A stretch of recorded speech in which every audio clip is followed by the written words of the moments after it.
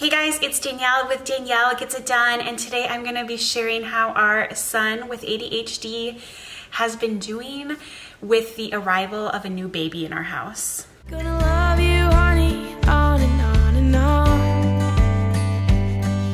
I'm a morning dove singing out a song. My name's Danielle. My son is 6 years old and has ADHD, sensory processing disorder, and anxiety.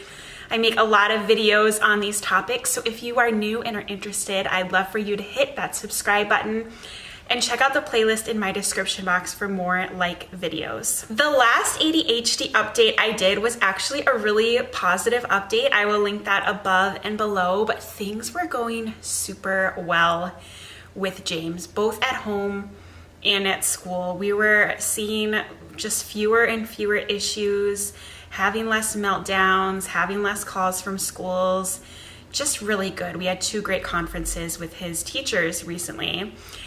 I was feeling really good. We also were really optimistic about how the new baby would affect him. He's not a jealous kid, and he was super excited. He was just obsessed with touching my stomach and talking to the baby the whole pregnancy. He had to change rooms to make room for her, and that transition went really well. He's really good with his younger cousin, and we were just maybe a little overly optimistic about what this big change would bring. So she was born, and it hasn't been awful. I don't want to make it sound like that, but it's been a little challenging for him in 3 different areas. Number 1 is hyperactivity. He has been super hyper, just like a lot of energy since she's been born. And obviously he has ADHD, and the H stands for hyperactive. But I would not label him as a hyper child. He was when he was younger, like 3, 4. That is kind of what led us down the path to diagnosis, because he just always had so much energy. But around age 5 and through his 6 years of age, he is not hyper. I would not describe him as hyper. His issues have more recently been his kind of executive function thinking, and just he reacts quickly and not appropriately to certain situations, kind of a temper. And yeah, so this hyperness was new. And it's both physically and cognitively. I don't know if that's quite the right term, but what you think of physically is just constantly running around and hard to stop.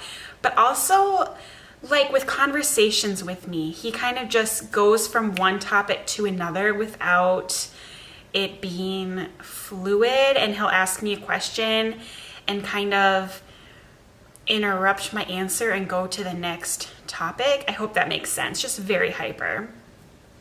The second thing is, unfortunately, he's had some problems at school. If you stay till the end of the video, I'm going to tell a hilarious story, at least I think it's hilarious, about him forging our signature on a school note. He is 6. But yeah, he's had some trouble at school with hitting. There's been 2 instances since she was born where he has hit a friend at school. And that has not happened in a long time. That happened a lot in preschool, but he's really worked through that. And in kindergarten, which is what he's in, it happened once in September, one time, and now it's May. And since she was born, well, it's almost May. It's been twice. So that's been a bummer. And then thirdly, now this I did expect, is he, if you are familiar, really gets comfort from touch. I think it's both his sensory piece and anxiety. And he loves to touch my face in particular, just like all over my face. And that has kind of manifested to the baby. He is obsessed with her and just really wants to be touching her face and up in her face and hugging her. If you follow me on Instagram, you might see in some of my stories, like he is just on top of her. And that in particular has been kind of a trigger for me. It just really annoys me, and I need to be careful with balancing, like setting boundaries for him, because he shouldn't be in her face all the time. Like, are your hands clean, for one, and for two, you need to give people space. And so I need to set these boundaries. But on the other hand, I feel like I react too harshly sometimes, and so I'm kind of navigating finding that balance. So for now, we've set 2 ground rules. Like, most kids probably would already follow these rules, but he is not allowed to touch her or interact with her while she is sleeping. And number 2, not allowed to touch her, interact with her while she is nursing. The nursing rule is not because I'm like modest and need privacy. We're very open, and I feel like he can watch me nurse, and it's just a beautiful, natural thing. So it's not about that. It just, again, is just like too much.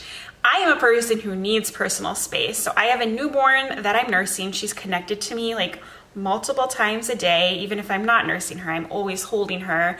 And so to add him like in our nursing mix and him touching all over my face and all over her face is just too much for me. So we have set those 2 ground rules, and we're having a really hard time enforcing them. He knows that they're rules, but is having a hard time following through. So that's where we are with that. I don't mean to compare my son to a dog, but bear with me with this story. So when James was born, we had a black lab named Cooper, and I loved Cooper, and he's passed since. And once James was born, things that Cooper did that previously did not annoy me, or previously I probably didn't even notice, began to drive me insane.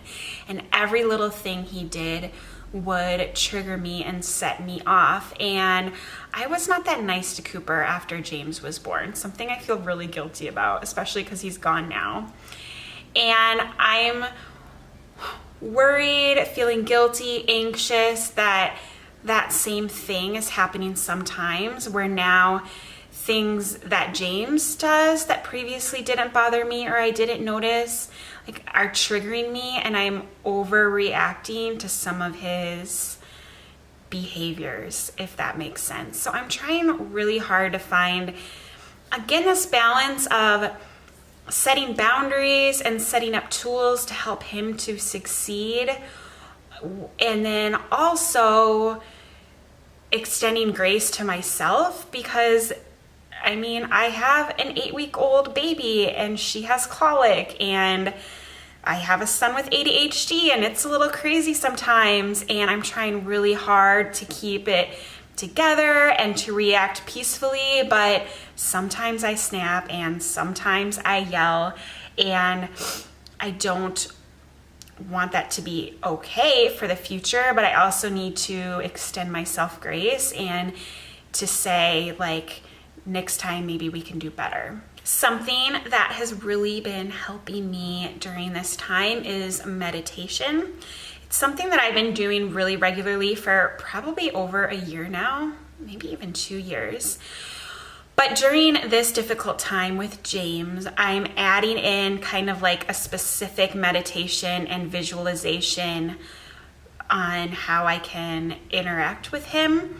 And I'm actually going to record a meditation on how to deal with an ADHD child and put it up on my channel like really soon. I'm hoping like later this week. It might even be tomorrow, but I'm not sure. So I'm really excited about that. It's been super helpful to me, and I hope that it can help some of you. So if you aren't subscribed and you'd be interested in hearing that, again, make sure you hit that subscribe button so you'll get notified. So that's been something really helpful.